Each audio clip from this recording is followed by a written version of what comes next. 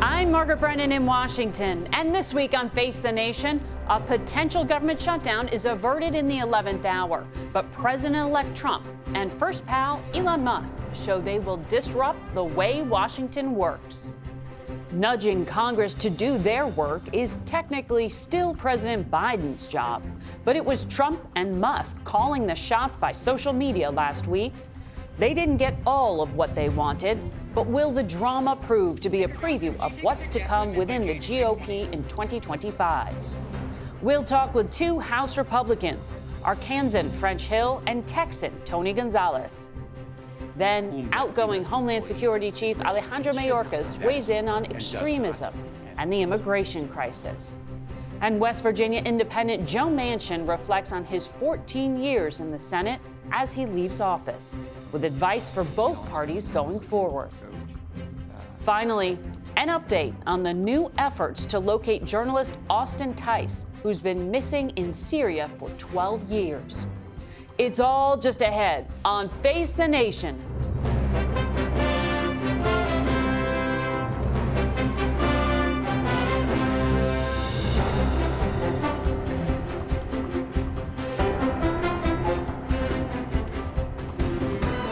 Good morning and welcome to Face the Nation. We are just 3 days away from Christmas and the start of Hanukkah. Congress has gone home, but is last week's chaos on Capitol Hill an omen of what is ahead in 2025? Texas Republican Congressman Tony Gonzales is here in studio to answer that. Good morning to you. Good morning, Margaret. Thanks for having me. So we just saw turmoil within the party over the past few days after President-elect Trump and Elon Musk scuttled this bipartisan deal, then demanded another deal that couldn't get enough Republican support to get over the finish line. Then we have this emergency stopgap measure that only takes us through mid-March. You were one of 34 Republicans to vote against it. Why? It's pretty simple. My constituents were against the CR just as much as I was against the CR. It's been a tough week, though. It started with the tragic shooting in Madison, Wisconsin. I've worked in a very bipartisan manner to make sure we have a national strategy that prevents against some of the school shootings that are occurring. I've been working with others to get that done. I think that's important. And then in the House, of course, we had this messy bill that was put on the floor. It started with a 1,500-page bill. In my eyes, there's no doubt that there's a sickness in D.C., and that sickness isn't going to be cured with these big, long, pork-filled bills. You do got to give President Trump a lot of credit, though. He was able to whittle that down to 116 pages. Once again, the reason I voted no is I think CRs are terrible. They do nothing but kick the can down the road. Let's fast forward to March. Do you think we're going to be any closer to coming up with a spending deal then than we are now? I don't think so. But if the government had shut down, the Border Patrol agents who live in your district wouldn't have received paychecks. Right. That's why we should have done our job instead of just saying, hey, give us 3 more months. And I promise you in 3 months, we're going to do our job. I mean, we've ran that play before. Yeah. In my eyes, you use Christmas, you use New Year's, you lock everybody in a room and you say, let's get it done now. There's also a bigger danger to this, too, is if we're not funding the government long term, now all of a sudden you're telling the government you have to spend a year's worth of money in 6 months or 3 months. That's not fair to any of these agencies as well. So basically, it was a vote on my end to say, let's do our job. Right, which the Republicans who are in leadership had failed to get some of those bills done. In fact, Speaker Johnson chose to go this route with the CR. But I want to ask you about the dynamic here because it's confusing, frankly. I mean, Elon Musk is tweeting against bipartisan deals negotiated and led by the Speaker of the House. What role exactly is he playing here? It's kind of interesting. We have a president, we have a vice president, we have a speaker. It feels like as if Elon Musk is our prime minister. And I spoke with Elon a couple of times this week. I think many of us... Unelected. Well, unelected, but I mean, he has a voice. And I think large part of that voice is a reflection of the voice of the people. Once again, a 1,500-page bill, how does that pass the smell test? It's absolutely wrong. It's what's wrong with this place. So we have to get back to regular order. The other part of it, too, is while House House Republicans were fighting over this spending bill, guess what Senate Democrats were doing? They were ensuring that President Biden got his 235th liberal judge over the finish line. That's why it's so important that House Republicans stay united, stay laser focused on delivering on a President Trump agenda next year. But Republicans in the House are clearly not united. And it was Speaker Johnson who led that bipartisan deal. Do you support him if he's standing for re-election? Should he still lead the party if you're saying he was leading in the wrong direction with a 15-page initial funding deal? Yeah, and I do support Speaker Johnson. I think he's done a fantastic job keeping us all together. It's like feral cats on the House, right? So that's a tough job to begin with. But the fact that he was able to work with President Trump in order to whittle it down to a little over 100 pages, the fact that he was able to work with, with Elon Musk and some of these other folks, other members, to find a solution just goes to prove that he's found a way. But this can't be the norm. This cannot be the norm. Once again, that's the reason why I voted against the CR is this cannot be the norm. We have to get back to regular order and pass our appropriations bills. Homeland security is certainly important to us. There's other things that are going on in the world. So because the Republican majority now is so thin, it will also be thin in the new Congress. But right now, any missed vote gets a lot of attention. Congresswoman Kay Granger hasn't cast a vote since July, and there was a local reporter in Dallas who looked into this and found the 81-year-old has been living in a local memory care and assisted living facility for some time. That was not shared with the public. Were you and others in the Texas delegation aware? I wasn't aware. I think there's no doubt a lot of us knew that she was gaining in age, like a lot of members do. And sadly, some of these members wait until it's too long, things have gone too far. And leadership allowed for it? I think it's maybe, I'm not too sure what leadership knew on it or didn't know on it. I'd say on the other side of the aisle is the same thing. I mean, we saw what happened on the Senate side, with Senator Feinstein and some of these others that have missed votes for a long time. I think this gets back to the root of it. Congress should do its job. And if you can't do your job, maybe you shouldn't be there. Well, she wasn't there. And apparently it went either unnoticed or just not acknowledged to the public, which certainly raises eyebrows. I need to get to the border because that is, 800 miles of the border in your district. Border Patrol had fewer than 50,000 apprehensions at the southern border last month. That's a Biden-era low. Does that mean coming into office that essentially the crisis has been fixed before Donald Trump even arrives and that it's not as big of a project as initially thought? Oh, no, it's a huge project. And while the Biden administration has started to do some things right, the Trump administration is going to do everything right in this manner. And I'll tell you why. This is why it's important. Earlier this week, I had a classified briefing on the worldwide threats to Homeland, to our homeland. I won't share some of the sensitive stuff, but I'll share some of the open source stuff in Syria. A lot of us are rooting for a free Syria. Free Syria, it brings a lot of opportunities for stability in that region, but it also brings a national security threat. Assad was a bad guy. He imprisoned a lot of folks, sometimes wrongfully. Some of those folks are terrorists. Now they are loose. Where are they? Where are they going? Well, let's bring it back to the southern border. This year, the Biden administration has apprehended 600 Syrians. Does that mean all those Syrians are terrorists? Of course not. But do we know who these people are and are they coming into our country?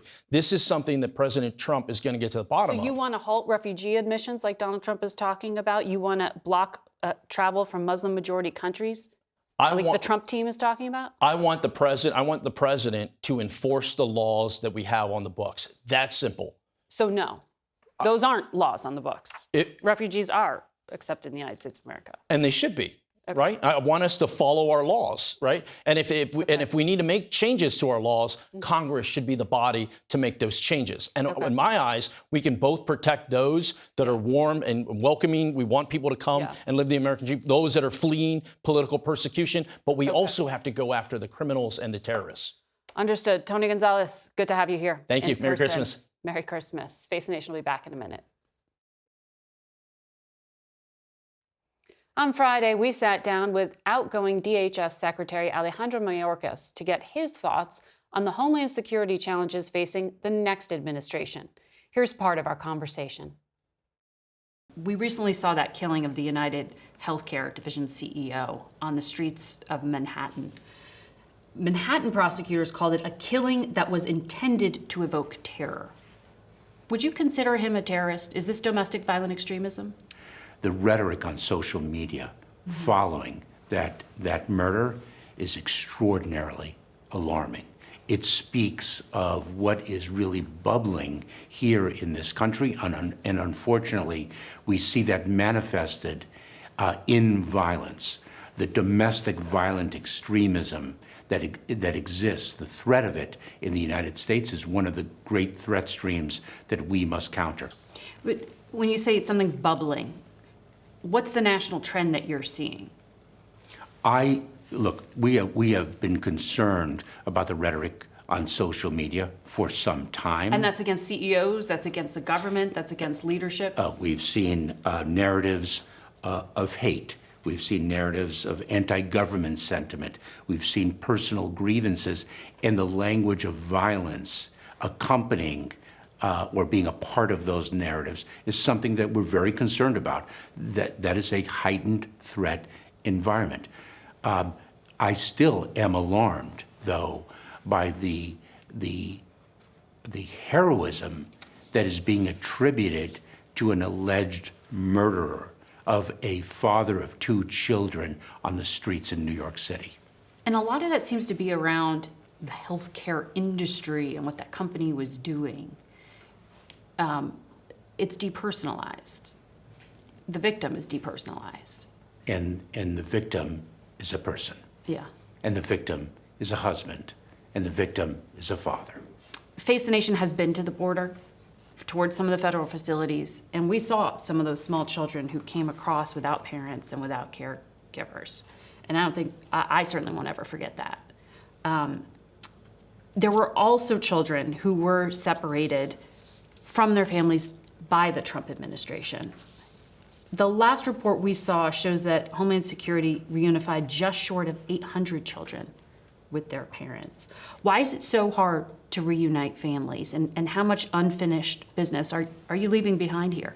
So we are very proud of the work that we performed through the Family Reunification Task Force, but there's more work to be done.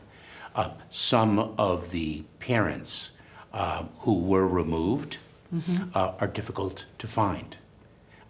Some are reluctant to come forward, worried that the separation could occur again. We're dealing with vulnerable populations who have gone through trauma. So there are a myriad of challenges, some of which we have been able to overcome, as you note, for 800 or so families, but there's more work to be done. How many are left? It is unclear because we were not left with good records. Data was not kept, and so that was also one of the great challenges that we had to overcome. ICE was also unable to account for more than 32,000 unaccompanied kids who failed to appear in court from 2019 to 2023, according to the report we read. The incoming border czar, Tom Homan, says these children are being exploited and trafficked. Is that true? Well, Do you know? Margaret, we certainly have received reports of children being trafficked, even those as to whom we know where they are. That is outside the responsibility of the Department of Homeland Security. What we do is we turn children over within 72 hours, as the law requires, to the Department of Health and Human Services, and then HHS places those children. Of course, we investigate cases of trafficking. But there are children who are reunited with a parent here in the United States or a legal guardian, and they move. And sometimes the government loses track. Individuals do not comply with their reporting obligations or otherwise. I think it is inaccurate to say that all of them are trafficked or victimized. In December of last year, border crossings were at record highs. Now they've dropped to the lowest level of the Biden administration. How much of that drop-off is because Mexico is now stopping migrants from even getting to that southern border of the United States? That is critically one element of it. It is not the only element of it. The president took executive action in June of this year. That has been a key driver of the low number of encounters at our border. We are now delivering to the incoming administration a southern border at which the number of individuals encountered is well below the level experienced in 2019, the last year before the pandemic. But the immigration surge into the U.S. since 2021 has been the largest in American history. That is incredible. Oh, and it is, Margaret, it is one element of the greatest displacement of people in the world since World War II. This is a phenomenon that has not been unique to the southern border of the United States. Right. It is something that has gripped the entire hemisphere and the world. I think you have said to me, one of the very first things the Biden administration did was ask Congress to act in the earliest days. And then fast forward, you had this bipartisan near miss on a border bill. All that time passed. Why wait until 5 months before the U.S. election to put in place those asylum restrictions that did cut off the flow? Margaret, remember that ended a crisis. Margaret, remember where we were when the president took office. We were in the midst of the COVID-19 pandemic. The prior administration had imposed Title 42, which is a public health authority, and enabled us to expel individuals, to continue to expel individuals at the border as the prior administration had done.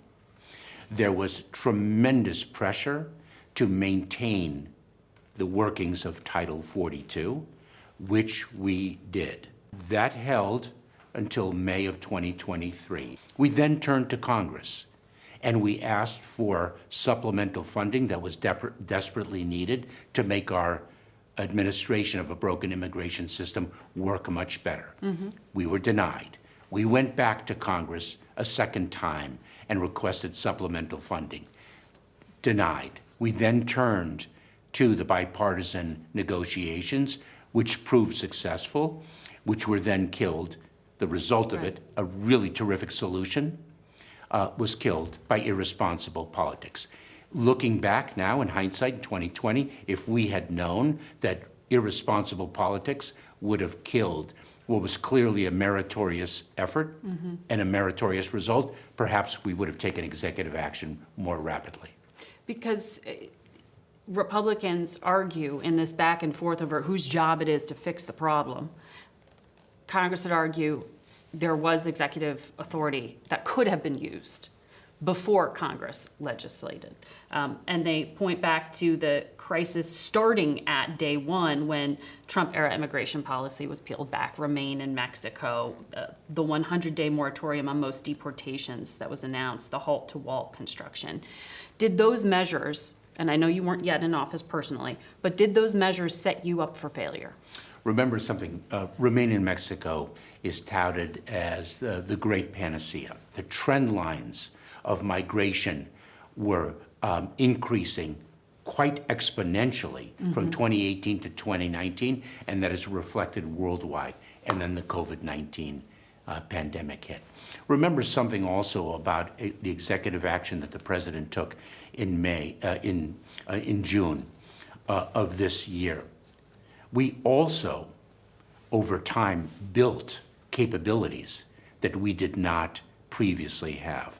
Not just domestically, the number of facilities that we stood up, the ability to transport individuals and decompress areas that were experiencing surges of individuals, but our negotiations with Mexico, with other countries in Latin America, and around the world. We are now removing or returning more individuals in 3 years than the prior administration did in 4. And we are doing so not only greater in volume, but greater in speed because of the negotiations with other countries and to more countries than it has ever been the case. But why didn't we hear more about those enforcement actions during the election cycle when immigration was so key? Margaret, we've been executing on enforcement at an unprecedented level throughout this administration, and ICE just published data Right. that evidences that quite powerfully. But that data you just cited shows deportation of migrants is at a 10-year high under President Biden, a 10-year high.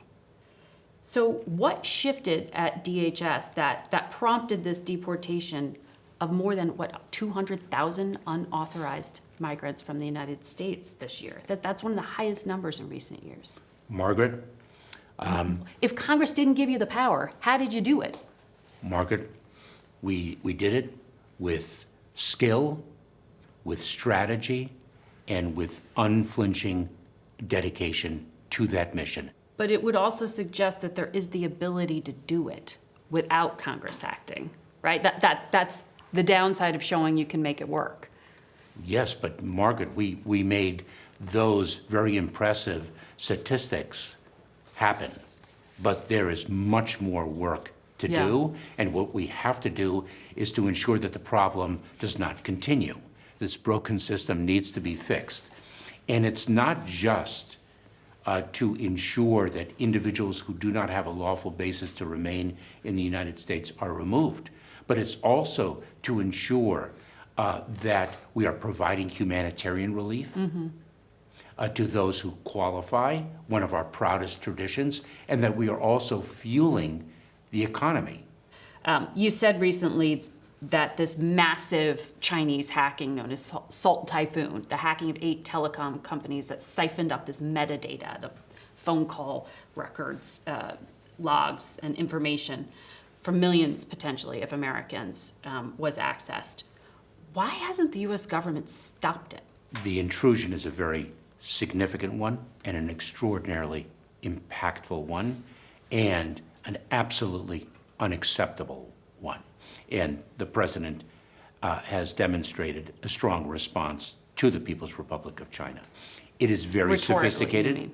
I'm sorry? Rhetorically, when he met with Xi Jinping? Well, just recently, the United States Department of Commerce proposed an action against China Telecom. So this is an ongoing situation. It is not static. The intrusion is a very sophisticated one. The telecommunications companies are working very vigorously to remediate it. They are working in partnership with us, with the Cybersecurity and Infrastructure Security Agency within the Department of Homeland Security, with the Federal Bureau of Investigation, and other agencies of the federal government. This is the largest intelligence compromise, potentially, in U.S. history.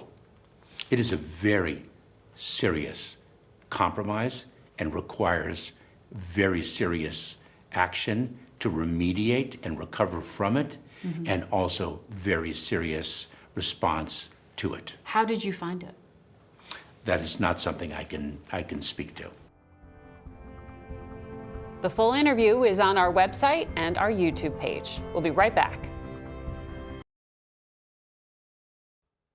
Here's some optimistic news. Our CBS News poll finds that Americans are feeling more hopeful than discouraged as they look ahead to the new year.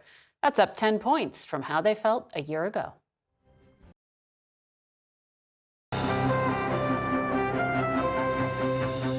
Welcome back to Face the Nation. We go now to Little Rock, Arkansas, and Republican Congressman French Hill. Good morning to you, sir. Good morning, Margaret. Merry Christmas. And Merry Christmas as well to you. This was quite the journey to get you back home and to get lawmakers to wrap up business this past week. No Democrat voted against this measure to keep the government open, but 34 Republicans did. Doesn't this show that Republicans really struggle to govern when they pass things along party lines? I mean, won't they need to work with Democrats in this new Congress? Well, I think it's very, very important that Speaker Johnson and incoming Majority Leader Thune have a steady plan together to work with the incoming Trump administration to prioritize the president's priorities, our priorities in the House and Senate, make sure we're on the same page, because with narrow majorities, we've got to work together, and that's critical, and I think this last week demonstrated that. Well, you will have a fractured conference, a slim majority Mark Short, who was the director of legislative affairs in the first Trump administration, said this chaos shows just how hard it will be to tackle border and tax policies in 2025. What's the reality check on the timing of that and actually delivering on what Trump campaigned on? Well, I think Speaker Johnson and again, Majority Leader Thune, working with President Trump, want to use the budget reconciliation process. That's still being discussed as to exactly what that procedure will be. But I believe actually that Republicans on both sides of the Hill are united that we want to unleash American energy for future production and an all-of-the-above energy strategy. We want to secure the border. We want to fight inflation through supply-side regulatory reforms. We want to roll back those regulations that are constraining the markets and constraining private business having access to capital. So I think we're on the same page, and I think budget reconciliation will be a way to start that process and also rein in unsustainable $2 trillion deficits. Right, but you can do a party line vote in the Senate there with the Republicans, but can you really get 218 Republicans to vote in the same direction when it was such a struggle just with keeping the lights on? I think we can. I think we demonstrated that last year in the last Congress when we put together the most comprehensive Republican-only voting for border security, for an all-the-above energy strategy. Those are two priorities that President Trump campaigned on. We are united on those strategies, and I think we can get those priorities across the House floor, as well as, I say, rolling back unneeded regulatory burden on the American economy and small businesses to help fight inflation. Well, one of the things that was stripped out of that initial bipartisan deal that Speaker Johnson had put together was a restriction on U.S. investments in China. It would have affirmed presidential authority to impose sanctions on advanced technologies. Your Democrat colleague, Rosa DeLauro, insinuated publicly that Elon Musk came out against this because his real motivation was his extensive business ties to China. Do you share her concerns, and will this get passed? Well, look, President Biden had an executive order governing outbound investment. We've had a debate in Congress between the House and Senate on the best way to do that. We all want to limit American investment in dangerous, I would say, dual-use technologies that can be turned around and hurt America's national security. But striking that balance has been difficult.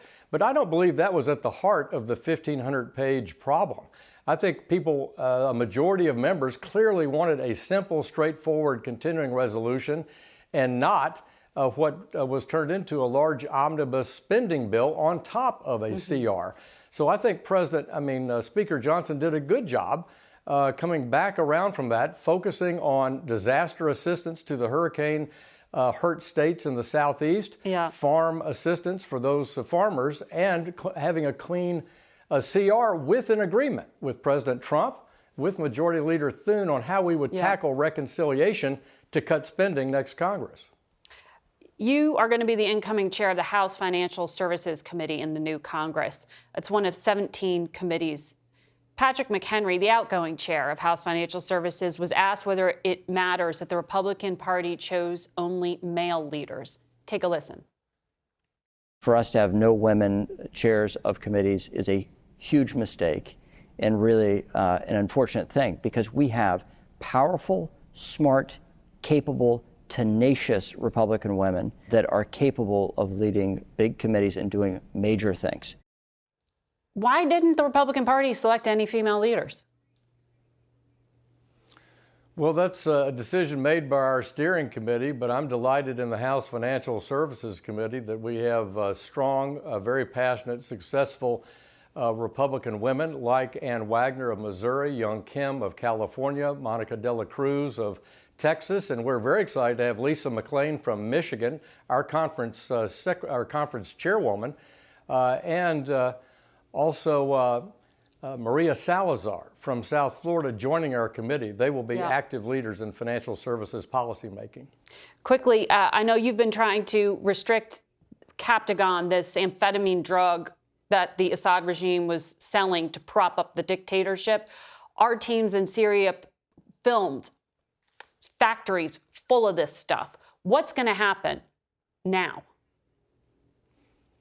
Well, first, we need the United States to be very active, work with partners to support a free and democratic Syria. Secondly, we need to document the war crimes committed by the Assad regime as it relates to all the people murdered, killed, imprisoned, tortured from the regime, and also track down the networks that were producing Captagon. We will have support from the Kingdom in Jordan, Saudi Arabia, the Gulf states to do that, but it needs to be stopped. But I'm proud of the work we did to interdict Captagon and cut off the funding, because I think it absolutely contributed to the end of the Assad regime, and that's something to celebrate. Well, we will be tracking what happens with that.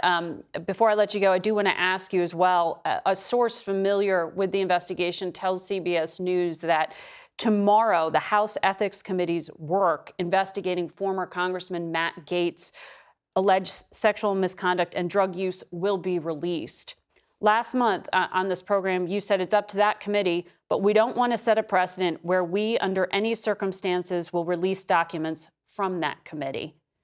Do you still object? That's not, well, I don't know that that's how I would characterize what I said. I said it's up to that committee. I think they have released documents before, but I think that's something they should do with a great deal of caution, because you open up a Pandora's box of a lot of other investigations over many, many years conducted by that committee. But if they've thought it through, reviewed the material, and made that decision, that's their decision. Okay.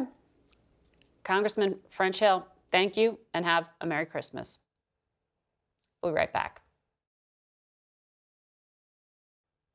Late last week, we spoke with retiring West Virginia Senator Joe Manchin, known for playing a pivotal, sometimes frustrating role with Democrats in many of their legislative achievements. The full interview is on our YouTube channel and website. For the broadcast, we looked to next year, when Republicans are fully in charge of Washington. So when you were speaking to us on Face the Nation last January, you said, "I love my country too much to vote for Donald Trump. I think it would be very detrimental to my country." He's the president-elect. Do you think he is detrimental to America?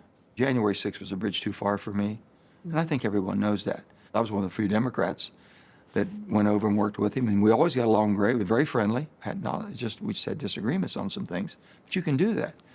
When the people speak and they make their choice and the election's over, you better pray everything you have that the president will be successful. This is about our country, and I want him to succeed, and I have said this to him. I'll do whatever I can to help in any way humanly possible. But you've talked about the need to return to bipartisanship and regular order. Donald Trump is promising to destroy regular order, upend the system. I have. How do you reconcile that? I have total confidence and faith in my Republican Senate colleagues that are institutionalists that will not let that happen. They have the chance. They have the power. And I think there's enough Republican senators and Democrat senators too that are not going to let the filibuster blow apart. They're not going to let basically run amok of the reconciliation process just to do anything they want to. It takes 4 Republican senators, just 4. And I guarantee you, I think there's a lot more than 4. Who are going to hold the line? That'll protect the institution. They've been here long enough. What goes around comes around. And in 2 years, this thing could flip. 2026, you never know. It's the power of the people. In the first 100 days of the Trump administration, leader John Thune has said he plans a once-in-a-generation investment in border security, but he's going to try to do it without Democratic votes, using that reconciliation process you just talked about. So with 51 votes, not the 60. You're saying right now that this is not how the system's supposed to work. It's not supposed to be on policy. And yet that is what the Republican leader is saying he's going to do right out of the gate. Hold on, Margaret. If he's going to have to show the financial connotation and the cost it's costing and how it's harming our country, if it's harming it and the financial burden that we're carrying because of all the illegals coming, and he can tie that to it, then he'll have a pathway for it. And then step 2 is tax reform. Tax reform definitely falls in it. Also through reconciliation. Yeah. Well, here, I followed Chuck Schumer and Joe Biden starting out in their 117th Congress with the ARP. I begged the president, the American Rescue Plan, not to go in reconciliation. That's basically when you've given up that you can't work with the other side, They come out of the box that way. So this is the plan that the Republicans are following now, that the Democrats basically showed them the pathway. But is it a strategic mistake? Oh, I think it is. But the Inflation Reduction Act, the IRA, you played a big role in crafting. That was party line. That was through reconciliation. That's how the vote came down. We wrote that bill in my committee, and I guarantee you, I had over 5 years of input for Republicans. But because of reconciliation, they don't cross over and vote. That's just the way it was. And you feel good about that? Well, I feel horrible about that we had to do it in reconciliation. I felt horrible about that. But I can tell you, the United States of America has benefited from that. We didn't fall into a recession. We brought down inflation from 9 to 3%. We brought down gas prices from $5 to $3. We did all of that. But the supply chains were so broken because of the pandemic. The prices of everyday staple of life, food, things of that sort made us almost unbearable for people with the burden they were carrying. The IRA kept the United States economy in better shape than any place else in the world during the pandemic. That's a fact. The president-elect has vowed to repeal it. Well, I think there's some things that need to be fixed. When you pass a piece of legislation and you write the bill, and we wrote it as tight as we possibly could, and then they start basically putting the rules to it. If the White House says, I want this type of interpretation, that makes it very, very liberal interpretation. It's not what the bill was supposed to do. I said, you people are going down the primrose path, which is horrible. We didn't write the bill that way. In spite of themselves trying to liberalize and putting EVs out and all of the critical minerals, we're still depending on China when we're supposed to be weaning ourselves off of China. He can fix that immediately. President Trump can come in here and change some of those rules to get back. And then change the bill. It'll be his energy bill. But So reprogramming some of these funds, you'd be okay with. Absolutely. There are things in there, tax credits for nuclear, biofuels. Do you think parts of this will survive? I think it almost has to. The investments are made, and most of the investments, the majority of the investments are made in what you would consider red states, Republican states. That's just because of what they do and how they operate, like West Virginia. And you didn't hear much about that from the Democratic ticket. They couldn't the talk campaign. about it. He was tongue-tied. Why? I had no idea. I kept saying, can't you just tell what the bill did? They were saying, renewable, renewable, renewable. Only thing I said, you cannot eliminate your way to a cleaner environment, Margaret. You can't just say, I want to get rid of coal, I want to get rid of oil, I want no gas, I want nothing extracted. We're going to do everything with renewables. We'd be a third world country. You can't keep this economy running. Now, you can do it with innovation, technology. So I said, we're going to produce what we need, and we do it cleaner and better than anywhere in the world. Producing more. So the bill did exactly on energy production.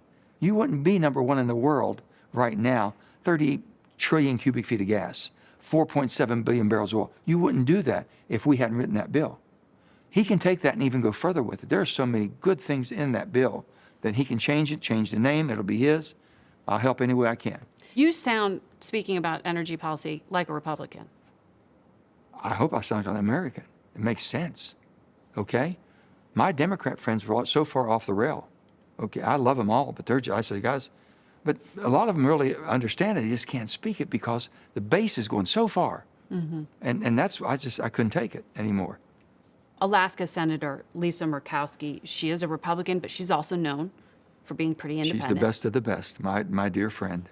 She said the next 4 years are going to be hard. The Trump administration's approach is going to be everybody toe the line, everybody line up. We got you here, and if you want to survive, you better be good, or we will primary you. Thank God for ranked choice voting. Without ranked choice voting, my dear friend Lisa wouldn't be here. Or open primaries. If the Democrat and Republican Party control the primaries, they can control you up here. So they're going to say, hey, Margaret, I'm sorry, you just didn't toe the line right. You didn't vote with us when we needed you, so I'm going to find somebody else that I can control. Who else is going to stand up to the president-elect when they disagree and be willing to say so out loud? Are there other senators up here who will do it? I would hope, my father used to tell me, if you can say no with a tear in your eye, you're okay. If you can do it with respect and just say, Mr. President, I'm so sorry. Where I come from, that doesn't make sense. I can't explain it back home. I never just say, oh, you're wrong. You can't start out a conversation that's going to end productive if I tell you how bad you are on the front end. We'll be right back. The ambassador charged by the Biden administration with freeing Americans held overseas, Roger Carstens, traveled to Syria late last week to make the first known contact with that country's caretaker government following the ouster of dictator Bashar al-Assad 2 weeks ago. Carstens sought help finding American journalist Austin Tice, who disappeared 12 years ago. We spoke with Carstens on Friday about why it was important to be on the ground in Syria. You told reporters that you were amazed at the number of secret prisons that Bashar al-Assad had, more than 40 of them. Have those prisons been searched yet? And do you know if journalist Austin Tice was held in them? So it's not going to shock me to find out that there are prisons that have yet to be discovered and searched. I would say if I'm stunned by anything, it's just the amount of prisons. I mean, you'd almost think that if you were running a country and you wanted to jail your enemies, you'd have one prison and it wouldn't be secret. But to have like 35 or 40 secret prisons, I find that just horrifying, disturbing, and yet in a way fascinating. But really the bottom line is that we have to help or rather work with our interim authorities, officials, to make sure that we do a good search so that I can one day look Deborah Tice in the eyes and tell them that our search has been exhaustive. Now, in a perfect world, we're going to find Austin Tice. I think I've gone on record numerous times saying that I believe that he's alive and he's waiting for me to find him. And the president not long ago said that he believes Austin's alive. Our job in the U.S. government is to keep pressing and pressing and pressing to find out Austin's location, his disposition, his status, and to bring him home. You're referring to them as interim authorities. Ahmed al-Shara, the head of HTS, also known as Mohammed al-Jolani, was described by State Department officials as being very pragmatic in those meetings today. But his group and he himself are still technically designated as terrorists under U.S. law because of prior affiliation with al-Qaeda. Do you trust that they are being helpful to the U.S. now? They were definitely helpful today. We conducted a joint search of a facility that we all thought would have a probable, have some sort of relation to Austin Tice. So I understand, of course, their past. What I can tell you is that right now they're being helpful in the search for Austin. So you conducted a joint search with HTS of a prison today. Did you believe that that is where Austin was being held? We came up with a priority list of about 6 sites. And of those 6 sites, we felt that this had the highest probability of having held Austin at one time. But really, I guess I would say the best way to describe it is we're just not sure. With the time that we had in the ground, seemed to be our best shot. So we gave it a good hard look. We're going to review all the information and evidence that we collected and hopefully render some more decisions about the probability. But really, our job is to just keep searching. The Assad intelligence ministries were known for keeping scrupulously detailed records, numbering prisoners alive and dead. Do those records still exist? So we've had a chance to find various documents, or I would even say file folders holding information. Again, in the joint search that we conducted with the interim authorities today, we came across numerous documents. That's going to have to be brought back. It's going to have to be translated from Arabic into English. And sometimes these documents will actually have evidence on them. They may have fingerprints. They may have traces of DNA. And this was a search you conducted along with special operators from JSOC? I would never go into talking about who I was with, but I will tell you this. I was with members of the FBI. The Hostage Recovery Fusion Cell holds primacy on these cases. People that are experts at looking at crime scenes, and they did a wonderful job of sweeping it. I know back in 2020, you went there at the direction of then President Donald Trump along with Kash Patel. The regime at that time never admitted to the United States that they held Austin Tice. Do you believe they were lying back then and that the regime did have him? The regime, when we talked to them in 2020, they issued maximalist demands. They asked for the world. They weren't really giving anything. They never admitted to having Austin Tice. They never promised to give us any proof of life, POLs we call it. I would say that at some point we came across information, and that's as highlighted by President Biden and Secretary of State Tony Blinken, that led us to believe that at one point the Syrian government truly did have Austin Tice. Did they have him until the very end? That's information we're still trying to sort through. But at one point, we feel very confident that the regime did detain and have Austin Tice in their custody. We will be right back. That's it for us today. We want to wish you all a very happy holiday season. This year, I wish you Merry Christmas, Happy Hanukkah, and Kwanzaa, because they are all celebrated this week. And since my colleague Major Garrett will be here next Sunday while I spend some time with my family, I'll add Happy New Year. Thank you all for watching Face the Nation. I'm Margaret Brennan.